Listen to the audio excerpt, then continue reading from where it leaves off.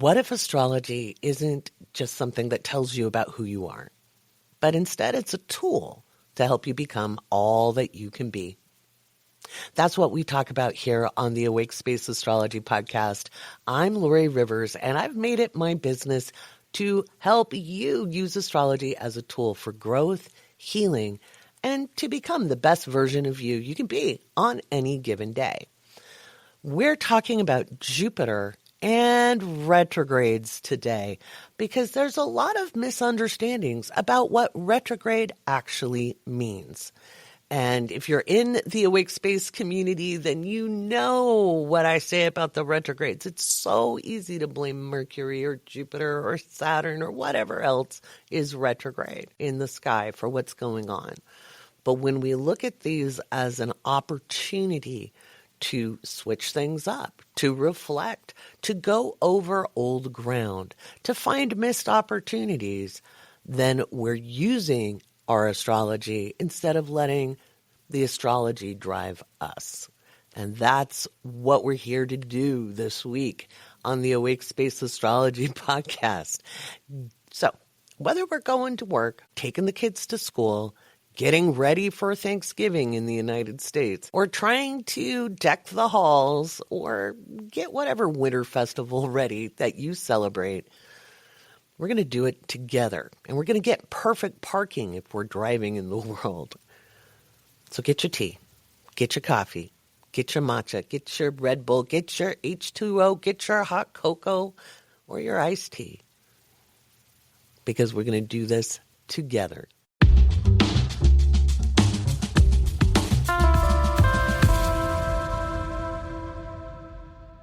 Jupiter is one of those planets that I think is talked about in all the wrong ways on social media. I used to call it Tumblr astrology because it's pop astrology. It's popular astrology. It's people who've read a book or two and they think that makes them an expert. And that happens in every field. Okay. People might spend all their time on WebMD, right? Or in hand spinning and crochet. You read a book and then, you're going to go teach other people. And each one teach one is great when you have the right information. But not every book out there and not every website has great information. And it's easy to think of it being done by an expert because it's in print. Speaking of in print, we've got some books coming your way, but hold tight, hold tight. That's 2026, not right now. But anyway, what we're looking at with Jupiter is it's a magnifier. It's a magnifier. It's not luck per se. That's I don't even think that's how actual astrologers ever looked at it. They could see fortunate or unfortunate, yes, in a very determined society, meaning there was no mobility socially. There was no way to self-actualize. You were born into a certain station in life and you could never move beyond that. So if you were in the upper echelon, that's where you were at. If you were a peasant, that's where you were at. If you were not an autonomous being, then that's what you were stuck with. No opportunities for liberation. We live in a different time and people may be trying to swing us back. But the thing about progress is it keeps moving forward, even when there's a challenge to it. So Jupiter is really a magnifying glass. It highlights and emphasizes the area of life it is in your chart. It doesn't mean that's where all your luck happens, but it means that part of life is very focused, okay, depending on what house it falls in. And if you're in the Awake Space community, hold tight. This week, you're going to get a little cheat sheet PDF if you're at the $15 level and up, and that will help you understand your Jupiter a little better as per its house placement, okay? The sign describes the how, okay? The house placement says this is the area, and then the sign says this is how this happens in that area of life. I know, it's easier when we're in a class, but Jupiter as the magnifier isn't about being good or bad. It depends on your perspective. Have you ever met anyone who just has the worst luck? They could have Jupiter in exaltation in their chart. That's why I don't like the dignities. the dignities in astrology come from a mindset and cultural viewpoint of ideal and less ideal behaviors or personality traits or situations, instead of looking at our consciousness as a spectrum. And we couldn't get there till we got there, right? I'm not dissing on ancient peoples, but we have a different understanding, not only of consciousness itself, but how the brain works. And the brain is the tool that our consciousness uses to express, right? There we go. Consciousness isn't necessarily determined on the brain. The brain is what determines how consciousness is expressed. And our mindset is everything. That's why I emphasize so much in the Mercury episode. You get that Mercury trained and things start to shift and grow. There was a show called Hee Haw when I was a little kid in the 70s, and there was a song, gloom, despair, and agony on me, deep, dark depression, excessive misery. If I had no bad luck, I'd have no luck at all. Gloom, despair, and agony on me. Jupiter can function that way when our mindset is one that only seeks out the problems. I've always said it doesn't take a genius to figure out a problem. It does take a genius to find solutions. Jupiter, when we've trained our Mercury, learns to tune to what potentials are there in that area of life. And I'm talking about the natal chart. I'm not talking about the transits yet. But your personal Jupiter emphasizes that area of life. And depending on the relationships it's making in your chart. And don't think of squares as bad or oppositions. If you're in the astrology crew, we've been talking about that in the aspects in the natal chart. But don't think you are stuck with good or bad luck. That's a very old-fashioned way of looking at life, and it's one that doesn't do us any good. Everybody has highs and lows. Everybody has times where things are kicking and rolling along and they're doing great. And everybody has times where you drop your keys in the toilet and the phone goes into a mud puddle and you don't get the parking you need and you got to walk 2 miles to get to where you're going and your shoe falls apart and you walk in the door and there's been a lot of layoffs. It isn't necessarily personal to you. If you look what else is going on for everybody else. It feels personal. It feels real personal.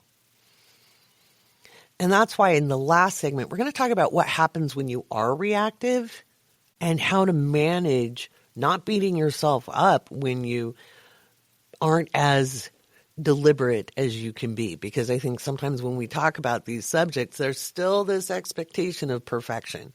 And no human being, not me, not anybody, is going to be always on the top of their game. So understanding that Jupiter is a magnifier helps us understand. And why am I talking about Jupiter today? Besides, it's the next planet in line from the series that I'm doing right now in Using Your Astrology. Well, Jupiter's in a grand trine right now with Mercury, Saturn, and Neptune.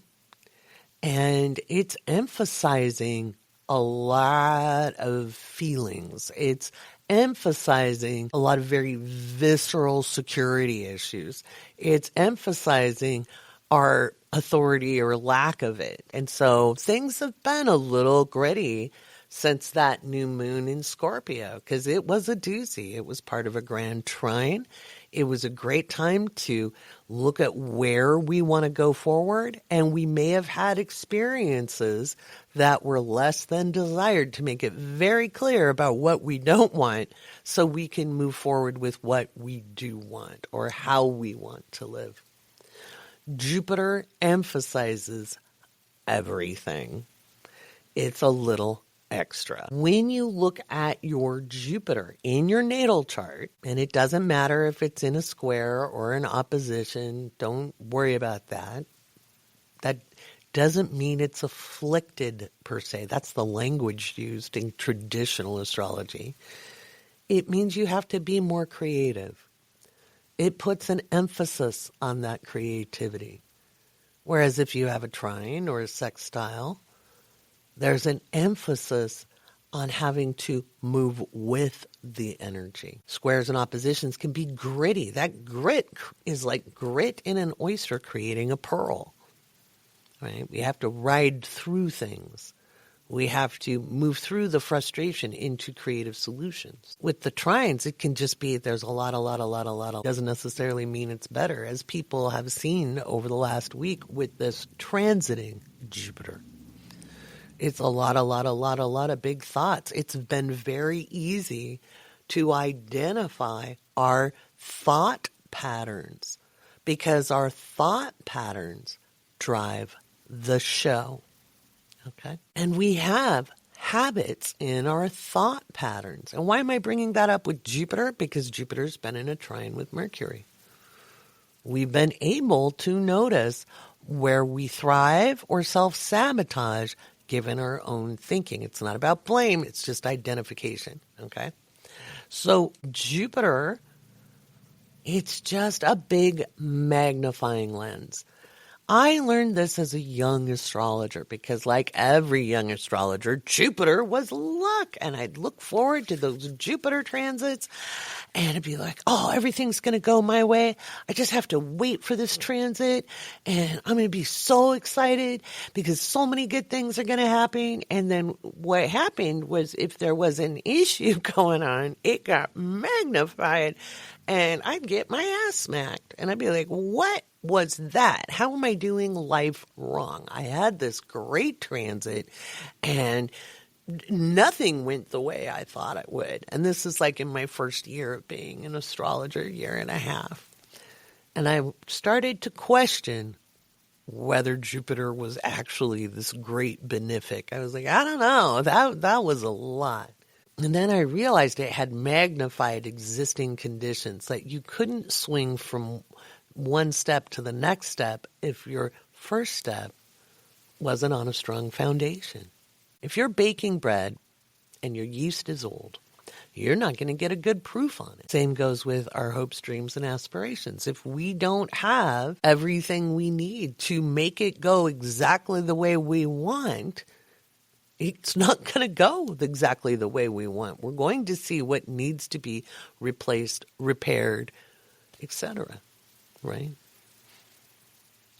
So Jupiter is not always the planet of luck, and you are not always doomed to just have good or bad luck when you're deliberate in your consciousness. Being deliberate is essential. It's essential. Because if we just go off, well, everybody in my family said, or nobody likes what I do, or people don't like me, or I'm boring, or whatever our thought habit is. One of those could be waiting for the other shoe to drop. Like every time I'm happy, something bad happens. That's a really common thought process because it might have happened when we were kids.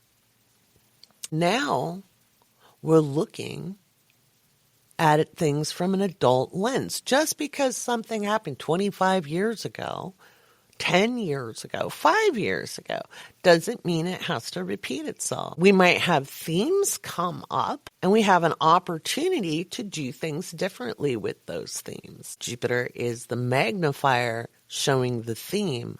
Mercury is how we find the solutions.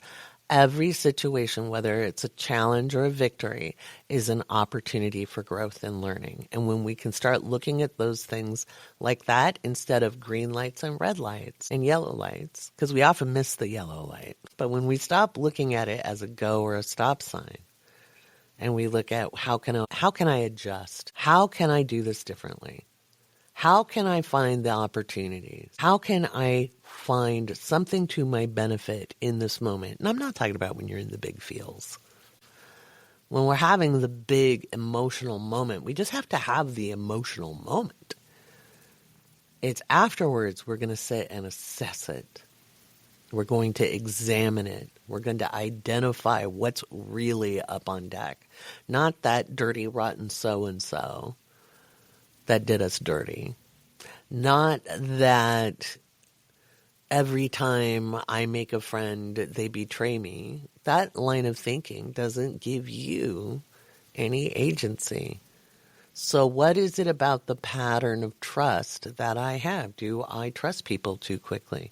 Do I need to maybe ask more questions?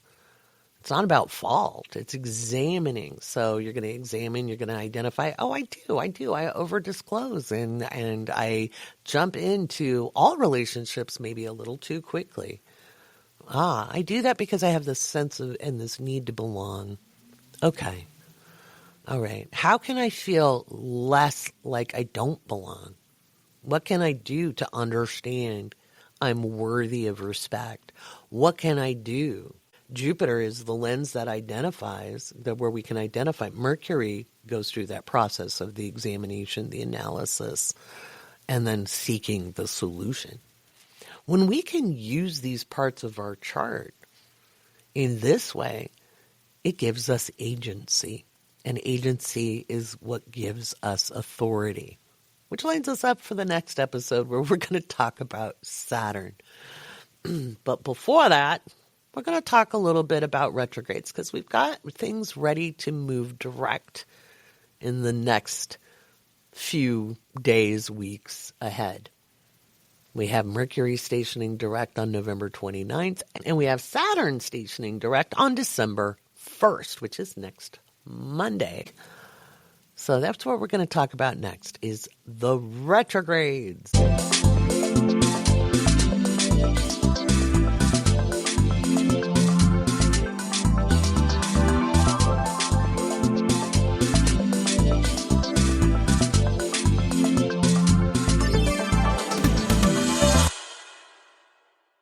So let's talk about retrograde for a second, because I think this is one of the other most misunderstood things in astrology. Retrograde is neither good nor bad. Retrograde is an optical illusion. I've talked about that on this podcast many, many times, right? So you've got the Earth-based perspective. We live on Earth, and our perceptions shape our reality. When we look up at the sky, when a planet is retrograde, it looks like it's moving backwards. It's not. Astrologers know it's not. But we know we have this optical illusion of retrograde. Retrograde is neither good nor bad. Okay? People will feel it's bad because they're forced to take a look in the mirror. They're forced to revise projects. It is not a good time to start new things, but it's great to resolve matters, especially when we're looking at Mercury retrograde, which happens about 3 times a year, up to 4. But I argue with that one because a lot of times when they're like, we have 4 retrogrades for Mercury this year, it like starts at the beginning, like the very end of the year. Like you get 2 days in the year, you know. So people love to be dramatic. When we're looking at Mercury or any other planet in retrograde, it is a reflective time. It's an inward versus an outward time. With Mercury getting ready to station direct on November 29th, 2025, we have all been moving through this period of what do I need to change in my thinking? Right. A lot of people have been blaming the Mercury retrograde for the shit show that's been going on. I want to remind you it's been in a grand trine once it moved back into Scorpio with Jupiter, Saturn, and Neptune. They're all in water signs. This has been some big grand trine action. If you can imagine you're flushing out a pipe and there's no restriction on that water pressure. This has been, you could say it's an emotional colonic. All the crap is coming up for review. It's not just Mercury. We're dealing with Saturn, we're dealing with Neptune, and we're dealing with Jupiter. Jupiter is in Cancer. Saturn and Neptune are in Pisces. Mercury is in Scorpio. This has been a deep dive into what we need to change. If we're constantly looking at what other people are doing, we're not looking at what we're doing. And that's the opportunity right now. So let's say you got into it with somebody you love very much. Maybe you had an argument. Maybe an old pattern of behavior came up. Something that hasn't been up on deck for a long time. Maybe you got triggered. Maybe you were having to process something that was pretty heavy. It's unpleasant. It's not fun. It's unfortunate when it happens. But if we can turn our thinking into, okay, I see the pattern. It happens. Do I know why it happens? Do I know the root of it? Is it really that person causing the problem? Or is my reactivity to that person or the situation because of something else? Do I feel like my security is threatened? Do I feel like my survival is questioned? Do I feel through this lack of respect or this lack of follow through or a broken promise or whatever it is, do I feel that I am less than? Am I fighting for my worth, my respect, my agency? It's not fun to be reactive. There's adrenaline involved. There's cortisol involved. It can disrupt our sleep patterns. It can make it difficult to be creative. It's very difficult to seek a solution in a reactive moment because we're in our survival, in our instinctual consciousness. But it's nothing to beat ourselves up for. We just kind of have to ride through it. Abraham Hicks equates that to falling out of an airplane. You just got to wait till you hit. You just fall out of the airplane. Let it ride. Give yourself a moment. Tomorrow's another day, right? These awarenesses, these opportunity for awarenesses give us a chance to find solutions. They give us a chance to do something differently. Remember, in the mystery school, what do we say? In the Awake Space Mystery School, the power's in the noticing. The perfection is in the correction. That's what makes things so powerful. Retrograde isn't bad. Retrograde is a time to be inward in our thinking. And I'm talking about personal astrology. I'm not talking about mundane astrology. They're different kinds of energy when we look at it as an astrologer. If you do mundane, you're looking at instinctual consciousness 90% of the time. When we're looking for human beings in a natal astrology or transits to natal astrology, we're looking at things where people have the option for agency. Okay, there's a big difference. And when we look at retrogrades, whether it's in a natal chart, which doesn't make you less or better because of the frequency of retrograde. If you've studied with me, then you know, right? We've talked a lot about the frequency of retrograde. Mercury goes retrograde for sure 3 times a year, sometimes 4. Venus goes retrograde every 16 months or so, 14 to 16 months. Mars goes retrograde every 26 months, so about 2 years. Okay, so those two are a little less common. Jupiter, Saturn, Uranus, Neptune, and Pluto, they all go retrograde every single year. Anything from 3.5 months to about almost 6 months. So it's not uncommon to have retrogrades in your chart. It's more uncommon to have everything direct or having stations, because station is when a planet appears to be stopped. So a station is a very, very powerful placement. But none of these mean good or bad. Powerful can go either way. Powerfully good, powerfully not good. Retrograde is a time to reassess, a time to prepare, a time to get your ducks in a row. And ducks are very hard to get in a row. It's a time to review and revise. Now with Mercury, it's not a time to start anything new. You can start new things with other planets in retrograde. Mercury is just very quick, and it usually shows where we have to slow down, redo, pay more attention, not run around with our head in the clouds, but be a little more grounded. And by the way, in the retrograde cycle, there's no such thing as a pre-shadow. I've gone on and on about that. I don't know who made it up, but my God, they've made a mess. So we have the pre-retrograde, we have the station, we have the retrograde, we have the shadow. Well, the station and then the shadow. And the shadow isn't a negative space. The shadow just means the retrograde planet is moving back over the space it retrograded. So it's in the shadow of the retrograde. or the wake. And, if you look at the wake of a ship, if you're following the wake, you're following where that ship has already gone. I hope that's a good analogy for you. Retrograde is powerful. It's a powerful time. One step forward, two steps back isn't always the case. It can be a cha-cha, but nothing is ever supposed to be done just willy-nilly if you want a strong foundation. We're going to take a look at Saturn in the next episode. And of course, our What's in the Headlines is in the Patreon for the $5 level and up. We get that up for the $15 level and up first.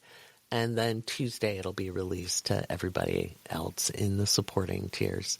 So you're not missing out, I promise. But since the magazine tier, which is the deep dives and horoscopes, since they sponsor that part of the podcast, they get it first. And then it goes out to the $5 level. So if you've been wanting to become a supporting member of the Awake Space community on Patreon, make sure you read the show notes. You can save 50% on annual memberships. Without patrons, there is no podcast, because this is 100% listener supported. No ads, no corporate sponsorships. We are 100% listener supported, and that I'm very proud of. So I hope that all made sense today. Let me know in the comments. How did Jupiter change for you in hearing this perhaps new information, or a refresher if you've studied with me?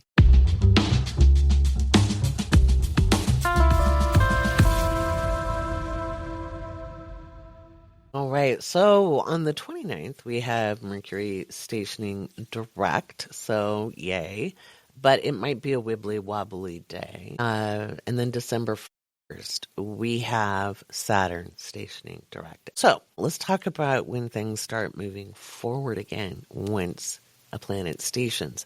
A lot of times they're all like, yay, it's not going to be retrograde anymore.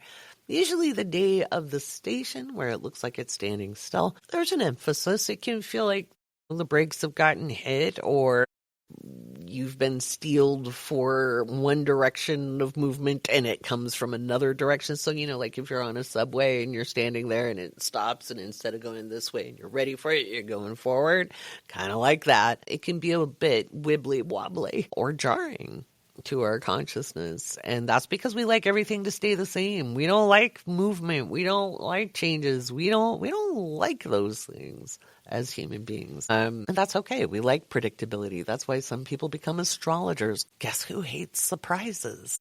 This astrologer. That's one of the reasons when I realized I could predict fairly accurately just kind of what the energy was going to be on the day-to-day. I was like, cool, I don't have to worry about it too much. And as many young astrologer, I learned to dread certain transits and be excited about other ones. And then I had to learn some lessons around that, because sometimes when we dread something, it doesn't show up. And sometimes when we dread it, we make it happen. We give a self-fulfilling prophecy. And sometimes when we're overly optimistic, we find disappointment. And so learning to be the observer is a really important thing. Mercury going direct does not mean that you will have no problems, that you won't have any tech issues. So many times throughout the year when Mercury is minding its own business and people have a day and a half, where it's just everything goes wrong, they'll be like, Laurie, is Mercury retrograde? And I'm like, no, that's why we need to stop blaming Mercury for everything. Something else may have changed signs. The moon could have been doing something. We have global transits where we look at the big world events, the big weather events, and then we have our individual experiences. So I always like to use the analogy of an airport or a train station where you can go and watch people. If you're a people watcher, I am. I love to just sit and watch and observe people. And if you go to a place where there's lots of people, they all have one thing in common. If you're in an airport, people are looking to get on a plane to go somewhere else. But their reasons could be very different. Some people might be going home for a wedding and maybe they don't want to go. Some are really excited about it. Sometimes it's the people getting married, and sometimes it's people who are showing up out of obligation, right? Other people might be going home for a funeral, and some of them are really sad, and some of them are going there to make sure that person's gone.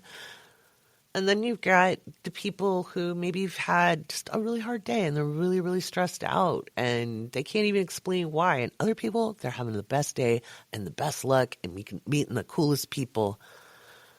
Every single person's having a different experience. And that's our natal transits. So we could have, let's say, the airspace gets shut down like it did recently and flights get canceled. You're still going to see people having a different experience. There could be a large amount of people very angry and disgruntled and freaked out. And you could have some people who are maybe a little less reactive, a little more deliberate in their consciousness going, well, let's make the best of it. Let's play a game or let's go find out what we need to find out and when we can do things. And then we're going to make arrangements to make ourselves comfortable.